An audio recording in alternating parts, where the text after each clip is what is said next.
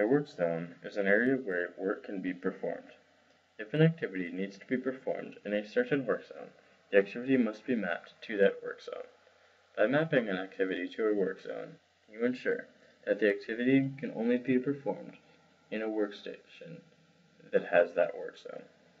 To edit the work zone within the operation editor, use the work zone column.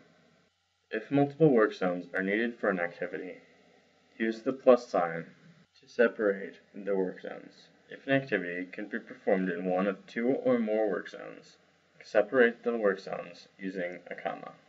You can also edit the work zones within the activity editor. So we will go into the activity, and you can see within the properties tab, there is work zones here. We can edit them from this position as well. To map a work zone to a workstation, go to the plant editor. Here you can see I have already added some work zones. If a station contains multiple work zones, separate these work zones with a comma. Now to incorporate the work zones within the line balance, go to the line balancing, start a new scenario, and when you start the new scenario, make sure you select multi-sided.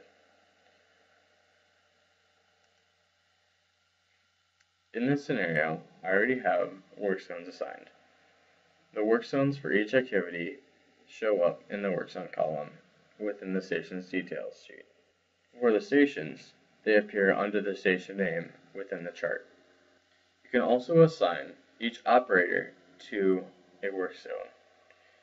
To do that, go to Edit, Operator Details. Here you can enter work zones into the Operator Work Zones column.